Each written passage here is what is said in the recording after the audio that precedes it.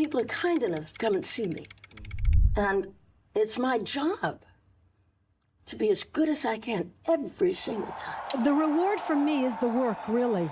The process is my joy. I've been raised to work my whole life, and I enjoy it. I find it stimulating.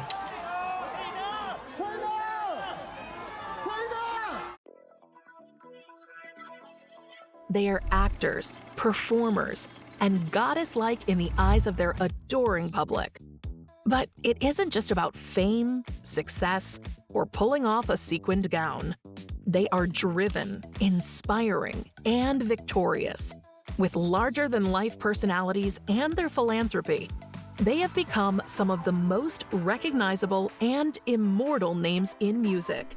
These superstars stun everyone with their talent and leave a trail of admirers in their wake as they make their mark on history. We call them divas. And some remarkably stand out as women of sheer talent, star presence, and supreme success. This performer was destined to be a star. It was in her DNA. I mean, when your mother is Judy Garland, probably the most iconic and famous singer and actress in Hollywood at that time. But Liza Minnelli's legacy has proven she is so much more than her Hollywood upbringing. Liza Minnelli, we're talking Oscars, we're talking Tonys, we're talking somebody whose face is known anywhere on the planet, any time of the day or night. Liza Minnelli is a larger-than-life personality, singer, actress, joie de vie embodied, fantastic. A master of the stage, film, and music. She is a true triple threat. She has a joy for performing that exudes out of her in everything she does. I'm gonna sing my buns off. Your buns still sing good. Oh, yeah. A twinkle in her eye, a jazz hand, a riotous laugh.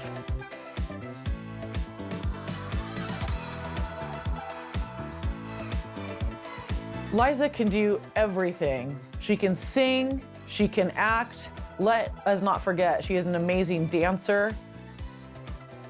She's Liza, for goodness sake. So she really is. She's a force of nature. However, as is often the way with stars that shine so bright, once the curtain drops, Liza's life behind the scenes has been anything but a cabaret.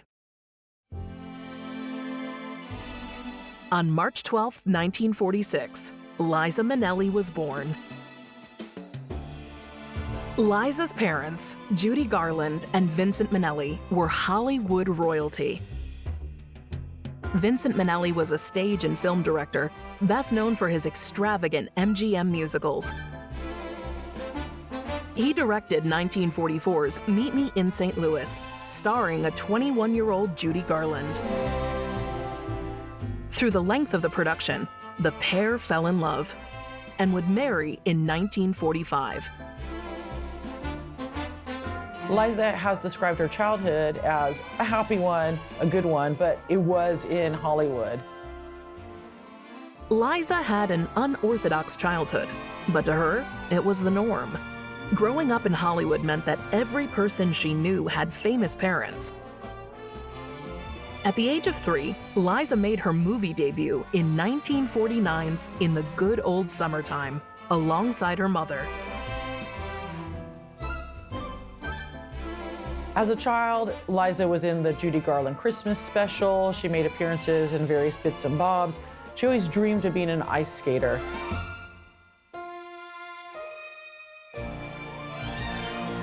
So Judy Garland, Liza's mother, is a star in her own right, and again, one of the most iconic stars of the 20th century. Over the rainbow,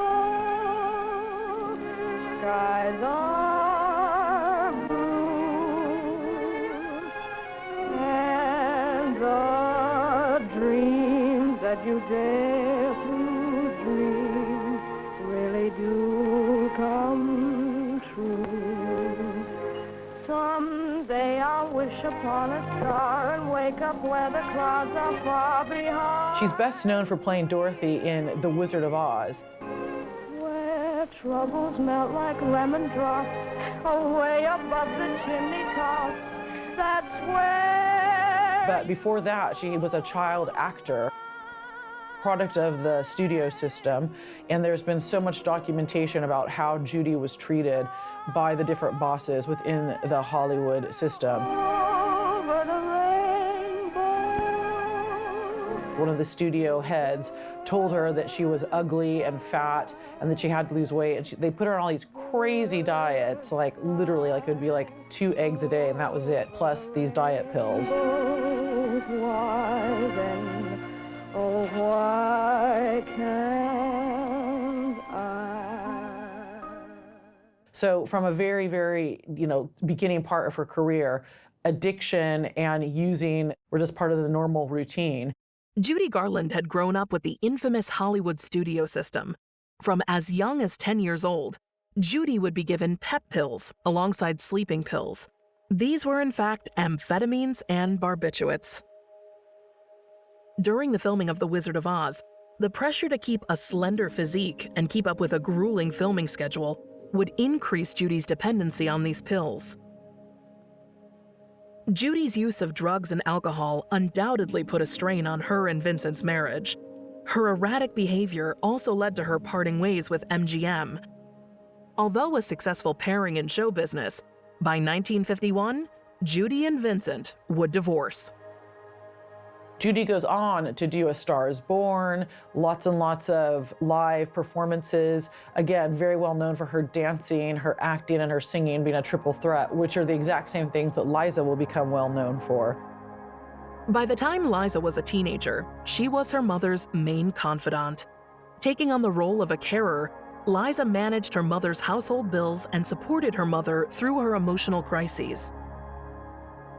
The thing about Judy is, I think, over time, especially, the way she dealt with the issues that she had and were really kind of integral in how she became an actress in that studio system. I think that really impacted her in terms of abuse issues she had with alcohol and drugs, and that definitely was something that would have been impossible for Liza not to pick up on. The dark side of being born in the spotlight is the pressure of fame is all around you. And I think the drugs, the alcohol, the different emotional baggage that the Hollywood and the whole star system brought into the household added a whole nother layer of darkness and sadness in a lot of ways to the Minelli Garland household. Although at times difficult, Liza remembers her childhood positively. She has stated that, "One of the biggest misconceptions about my mama is that she didn't provide me with a happy childhood. There were highs and lows, for sure, but I can say I was very happy." Liza went to 14 different schools before leaving for New York at 16 to pursue a Broadway stage career.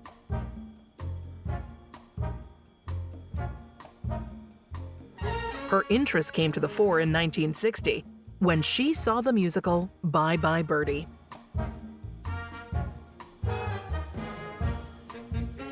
Although supportive of Liza's interest in the stage, her parents refused to support her financially.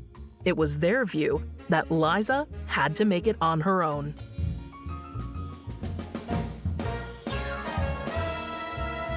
Soon after moving to New York, good auditions led Liza to be cast in an off-Broadway revival of the musical Best Foot Forward. Her performance was met with rave reviews and earned her the Theatre World Award.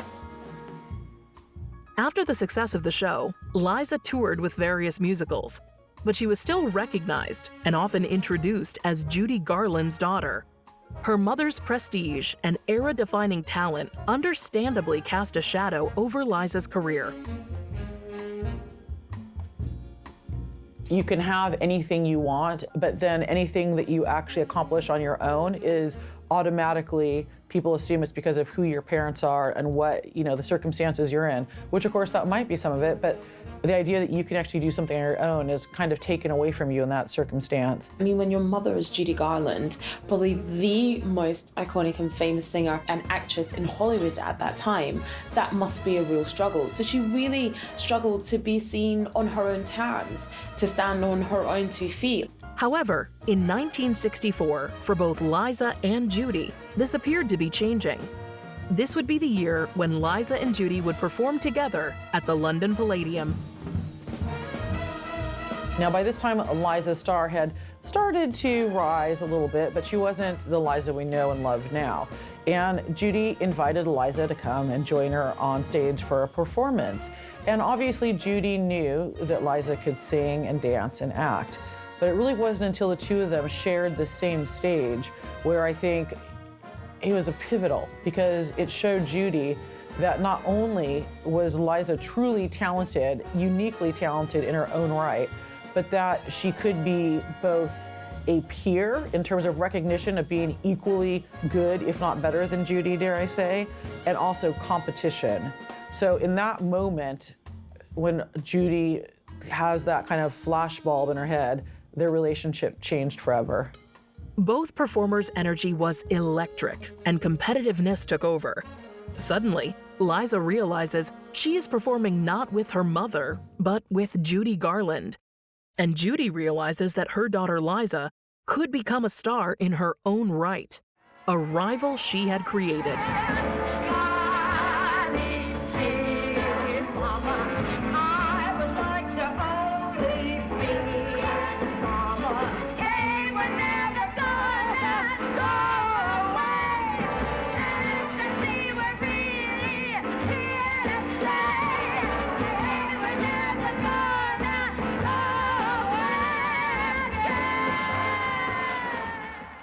Speaking about the performance in a New York Times interview, Liza recalls, "It was like Mama suddenly realized I was good. 1 minute she smiled at me, and the next minute she was like the lioness that owned the stage and suddenly found somebody invading her territory." Liza would release several albums following her explosive Palladium performance. She also starred in the 1965 Broadway musical Flora the Red Menace, which earned her a Tony Award, making her the youngest actress on Broadway to be honored. Alongside her theater career, Liza began to be known as a vivacious nightclub performer. She would perform her cabaret act across America.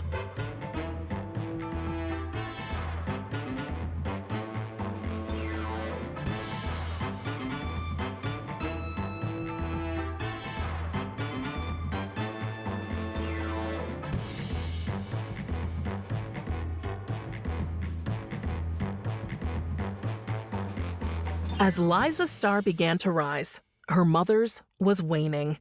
Judy would begin to succumb to her addictions. Minelli had just started working on her third film, Tell Me That You Love Me, Junie Moon, when she got the news of her mother's passing.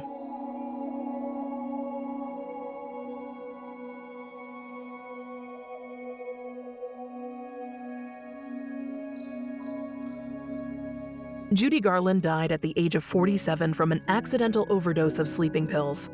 Liza was devastated. Despite their sometimes strained relationship, Liza and her mother were very close.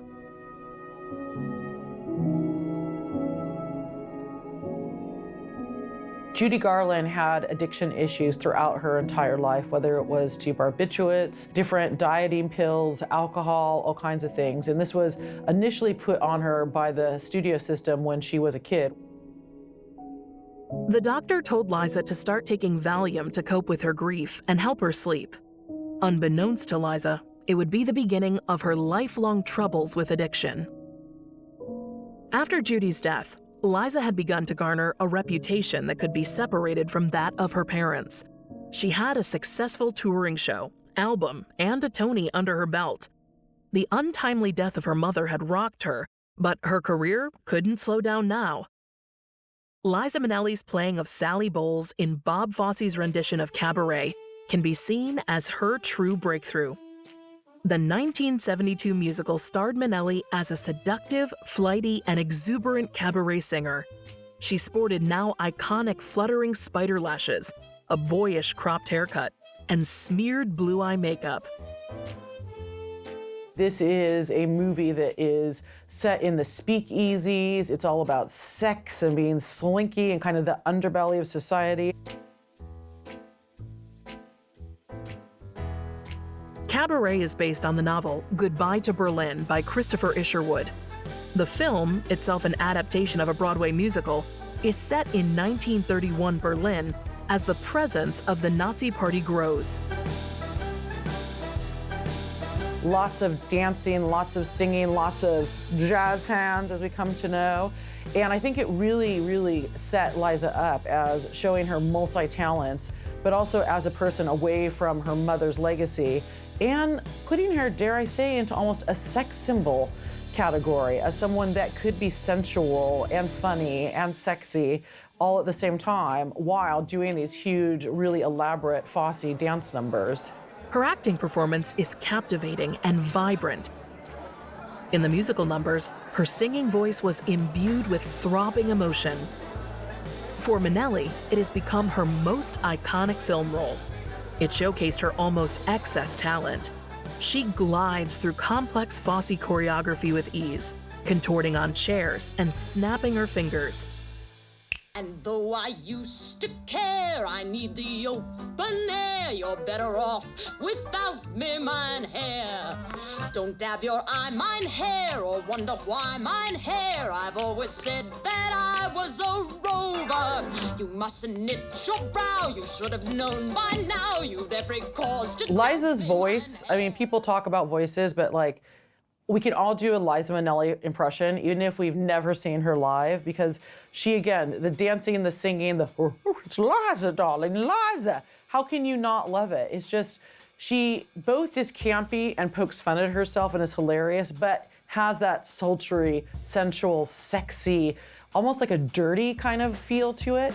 And again, it's authentic. Like there's no producer squiggling dials or adding effects. That is Liza's voice, and it is so compelling. I feel more like an actress who sings. You know, I just do. And that's, in fact, what I teach and what I've been, what I'm famous for in America. And what I teach at the Actors Studio is acting in song.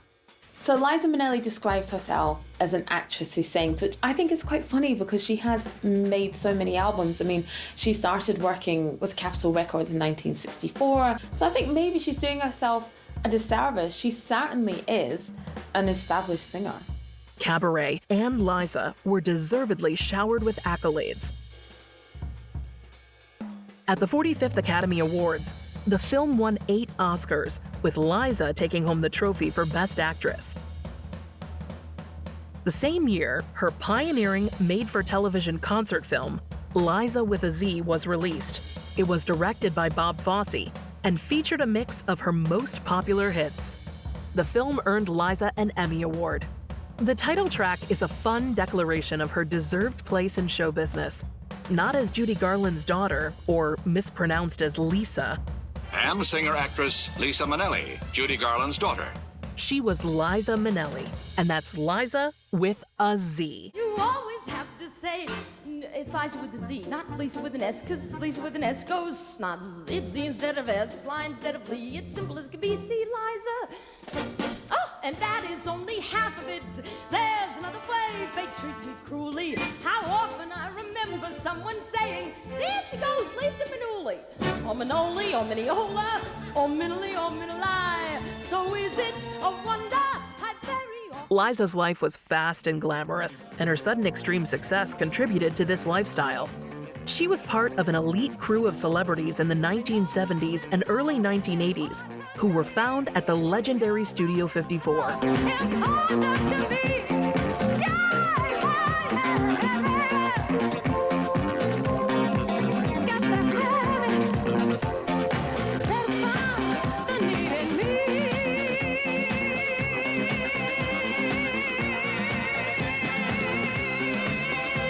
Music, the lights, and the dance floor, where practically anything goes.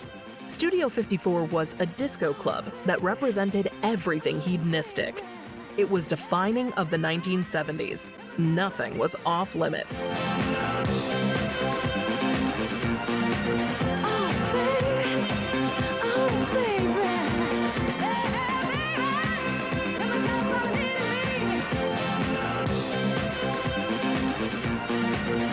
She hung out with the likes of Bianca Jagger, Andy Warhol, and Cher, all while keeping up with her relentless showbiz schedule.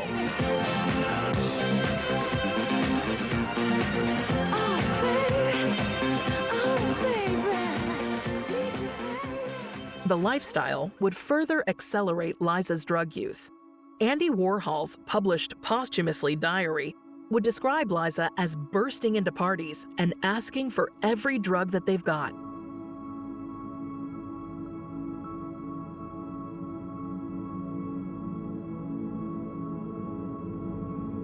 As the 70s drew to a close, Liza starred in the film New York, New York alongside Robert De Niro. Although the film wasn't initially a commercial success, it has since gained cult status and gave Liza 2 more trademark songs.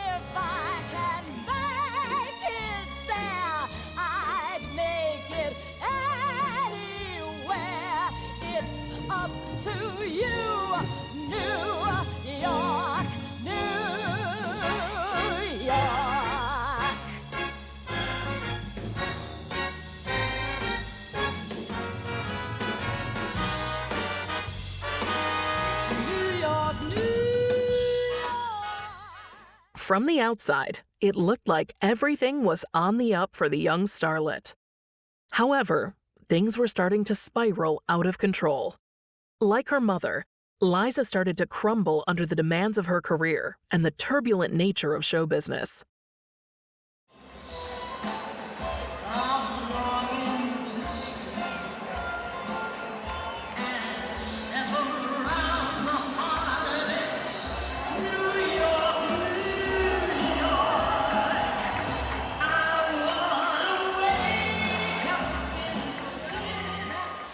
Garland's legacy lives on through Minelli in lots of ways, most notably the vocal talent that both possessed.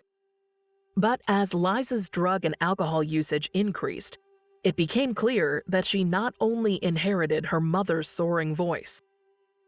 As Liza's life in the public eye unraveled, comparisons to her mother have been made. She seemed to mirror her mother's problems with addiction and failed relationships. In her life, Judy married 5 times, while Liza has 4 ex-husbands.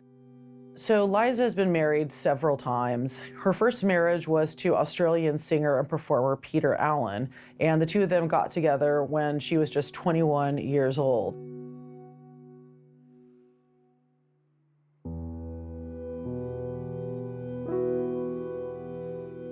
The couple would divorce, but remained good friends. When they got married, Peter Allen had a secret, and that was that he was gay. And sadly, he passed away from complications of AIDS in 1992. This comes into play later on because Liza is so well known and outspoken for her charity work and being a spokesperson for AIDS research, finding a cure from AIDS, and again, that idea of her being a friend and a dedicated spokeswoman for the LGBTQ+ community. Similarly, Judy married actor Mark Herron, who also turned out to be gay. Following her divorce from Allen, Liza would go on to marry Jack Haley Jr., Mark Giro, and David Guest.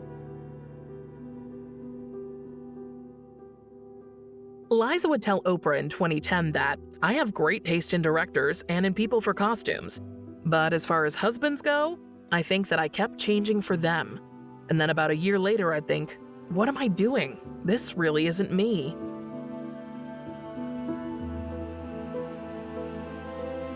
Liza's substance problem began when she was prescribed Valium to cope with the death of her mother. Her issues with substances would eventually extend to alcohol and other drugs. While both women suffered from the disease of addiction, there was one key difference. Liza was determined not to meet the same fate as Judy. In 1984, Liza's substance problems were leading her to miss key concert dates. She would publicly check into a Betty Ford rehab clinic the same year for detoxification treatment. Do you get isolated though? Does the fame isolate you some from meeting new people and making new contact, or what's the downside? You can't let it. You know, that can happen if you get too many. I think I've seen it happen with people if they get too many people around them who are yes people. You know, and I think one of my favorite quotes is "Beware of the strength of the weak," because they can pull you down quicker than anything, and it's that sycophantic kind of crowd that does sometimes go to people who are successful, and especially any kind of celebrity it's drawn to. And you just got to be careful. Yeah. You just got to keep your values, I think, straight. I mean, what happened to me was I got chemically dependent. That's how I got isolated, through chemical dependency. And you're coming out about that, talking about that. I think it's been one of the great things that has happened. Well, it has let people talk about it. It has said, okay, this is someone I look up to, someone I admire, and they're willing to talk about it, to bring it out in the open. And that's a very admirable trait. How do people come to grips with that? Is that just really an individual decision? Some crisis has to happen for them to turn to help, to change their life around? Oh yeah, they call it hitting bottom, when you just think, oh, I don't feel good, I gotta stop, something's making me sick, I don't know what it is. Then you realize, of course, gee, I'm taking Valium, I'm drinking too much, whatever you're doing. And one of the great things is that you find out that you're not alone, that there's thousands of people out there who are having the same problem. And that it doesn't matter what walk of life you're in, you're all going through something together. And I think the knowledge that you're not alone is the first step to getting better. Throughout her life, Liza would relapse and attend rehab several times. Liza's life has had some quite dark moments, such as in 1999, she almost died from an overdose of alcohol. And this was literally on the 30th anniversary of the death of her mother, Judy Garland, which makes it doubly tragic and sad. But what is admirable about Liza is her commitment to always seeking help for her addiction problem. She never let it take control of her life. When checking into rehab, Liza was quoted as saying, "I have a problem, and I'm going to deal with it." One of the amazing things about talent, some people inherit, say, green eyes or a certain kind of smile. Then some people inherit the ability to tell stories through their own actions, their own sparkle, their own magic. And yours is beyond your mother's because it's yours too. And yet there's such a wonderful similarity. Like her mother, Liza is considered a gay icon. Judy Garland was a beloved figure in the gay community. And of course, like the lexicon of friend of Dorothy is how gay people would let other people know that they also were gay in a time when it was not safe and it was not normative to talk about such things in open society the way that we do now. In fact, the Friends of Dorothy tag got so big that the government actually thought it was some FBI undercover sting going on. So the cultural impact in that particular group of people of Judy Garland cannot be understated. And I think with Liza, she inherited that mantle from her mother. And of course, you know, when she's singing, she's dancing, she's acting, those things right there kind of, you know, steers you in that direction. But I also think it is Liza being campy on purpose, Liza being an impersonation of herself sometimes, Liza having a sense of humor. Those are the things that help, I think, make you, that it just makes you, shows your humanity and is part of what endears you to a community of people that for so long has been on the perimeters of society. And Liza really, I think, picked up where her mother left off in doing the work for that community and being a champion of those folks. Well, I've worked in this field forever, it seems to me. I think because I truly, honestly believe in loving each other. And the way that that is done, it's not up to anybody to say, as long as it's being honored. And this is, you know, if we turn the other way and say, well, it'll go away, it's not going to go away. People should be allowed to do what their heart wants them to do. And if it leads to benefits or social increase, you know, whatever, all the help, they should be recognized. This is America. Liza Minnelli is a real force for nature when she's on screen, when she's on stage, but also with her philanthropy work. She really is an ally for the LGBTQ+ community. It was in the 1980s and 90s that Minelli's status as a gay icon was solidified. Liza lost many friends to HIV and AIDS, for example, Rock Hudson, Halston, and Freddie Mercury. She was an early activist for AIDS awareness. Liza is said to have been the one to alert Elizabeth Taylor to the epidemic, who in turn also became an outspoken activist for HIV awareness. In 1992, Liza would perform with legends such as Elton John and George Michael at Freddie Mercury's tribute concert for AIDS awareness. Did you know Freddie? Yes. What did you think of him? Oh, he was wonderful and talented and interested and vital. Charming man. He was just terrific. And what do you think about the concept of the whole thing on Monday being a memorial and raising AIDS awareness? I think any way they can raise AIDS awareness, he would have liked. 2 years after, on the 25th anniversary of the Stonewall riots, Liza performed the day after that in Central Park. It was a tribute to those lost to AIDS. Well, it's important to me that my friends stay alive.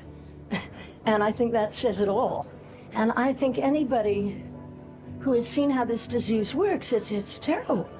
You know, and people think it's gone. Oh, no, it's over. It's not. And we must keep working, and we can't forget there are thousands and thousands of people dying every day. For her work on behalf of people living with HIV and AIDS, Liza accepted the UKC International AIDS Hero Award in 2003. Come on, guys, keep fighting! Damn it, don't give up! Keep fighting! In 1989, she recorded the album Results with the Pet Shop Boys. It is a flamboyant dance album and was a new direction for Liza. The gay club-ready pop rendition of Losing My Mind was a hit. Spend sleepless nights to think about you. You said you loved me. Or were you just being kind? Or am I losing my mind?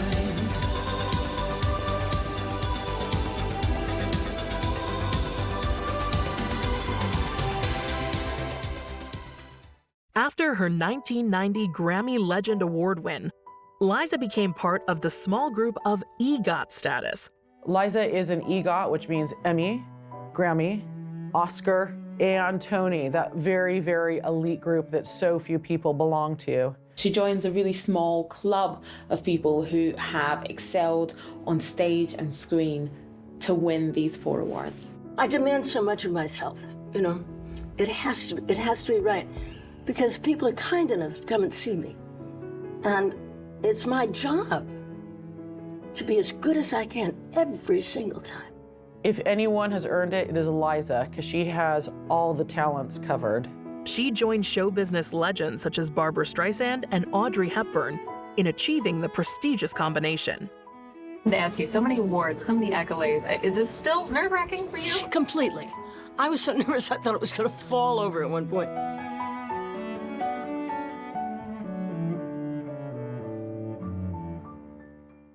In 2000, when she was 54, Liza would become seriously ill.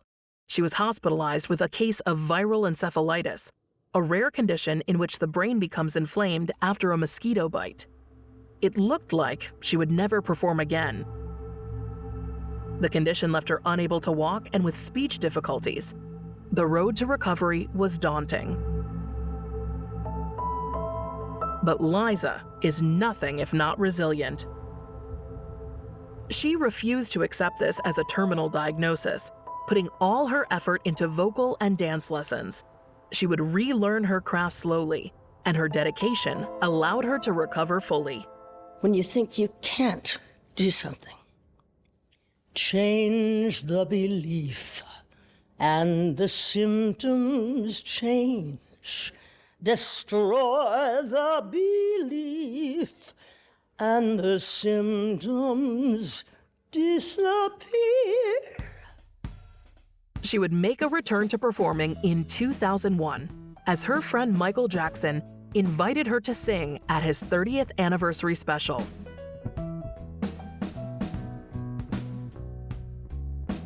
The concert would be produced by David Guest, who would hit it off with Liza.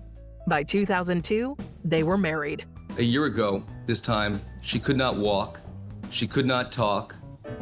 They said she'd never sing, and she was in a wheelchair, and she lost 90 pounds. How many of you could get through that and a year later be standing here looking as fabulous as this woman? I mean, that's remarkable. I want to work. I want to laugh. I want to have fun, you know? Everything's been a bit serious before. Although it was now her 4th wedding, it was her most over-the-top yet. The wedding was star-studded, with both Elizabeth Taylor and Michael Jackson as maid of honor and best man. The ceremony was estimated to cost $3.5 million and had an 850-person guest list. The concert promoter Guest, he had some famous friends, but Liza brought the absolute star power when it came to who were her witnesses. So you have this amazing picture of Liza, David Guest, Michael Jackson, and Elizabeth Taylor. I mean, really, there's nothing else to be said. Drop mic. It was the type of occasion usually expected of a monarch. But Liza is Hollywood royalty after all. Despite the spectacular ceremony, the marriage only lasted 16 months before the pair announced their separation. The divorce was almost as played out and theatrical as the wedding. Guest filed a lawsuit alleging that Minelli had hit him in a drunken rage and was requesting $10 million. Liza countersued for $2 million. She accused Guest of stealing proceeds from her tour, Liza's Back. The claims and defamatory accusations were fired back and forth until finally, in 2007, they agreed to a no-fault divorce. Though Liza has been married 4 times, she has never had children. In 2008, Minelli would reveal she had suffered from a hiatal hernia from trying to save a baby, but unfortunately, she miscarried. The biggest thing that Liza has said in terms of regret or things that she wishes would have been different was the fact that she never had children. It is by far her biggest regret. That's not to say that Liza's not tried to have kids. She's had many lovers of note besides her marriages, and she's definitely tried to get in the parental way, but unfortunately, she's had numerous miscarriages to the point that it just became, I think, more depressing and demoralizing with each failed attempt to get pregnant. She married Mark Giro in 1979 and suffered 3 miscarriages during the marriage. They would affect her deeply.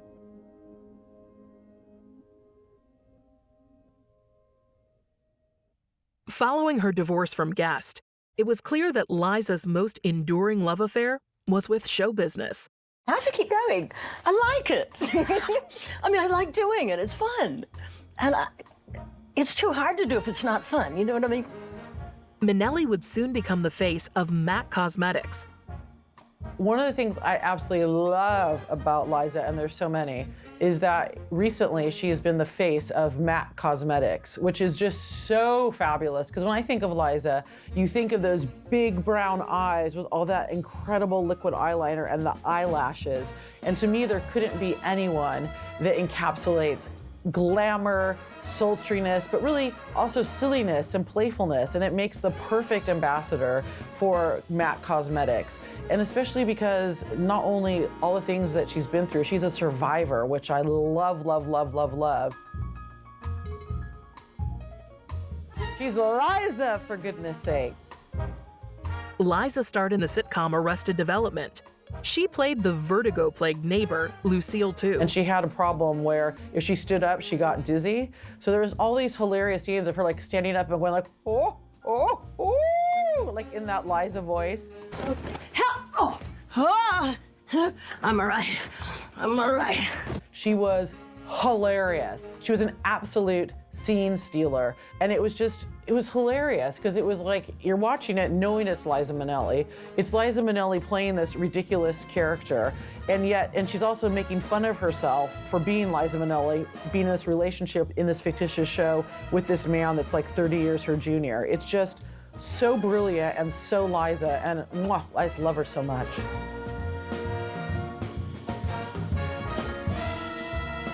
In 2009, Liza would win another Tony Award for her hit show Liza's at the Palace.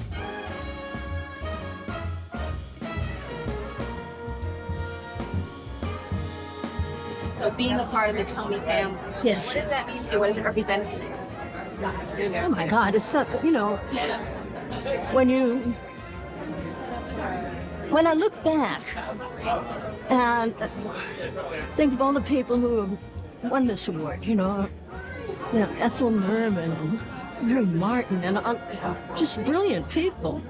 And to be in that company and to be in the company I'm in with the other ladies, you know, it's just wonderful.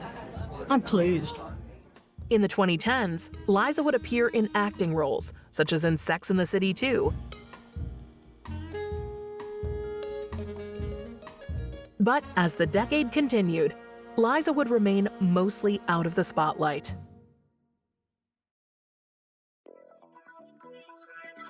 The word icon gets thrown around a lot. But Liza's long and illustrious career is deserving of the title. She has conquered the worlds of stage, music, film, and television, making her an indomitable star. She was born into a golden age of Hollywood, and from a young age, she had to prove herself as a talent separate from her famous parents.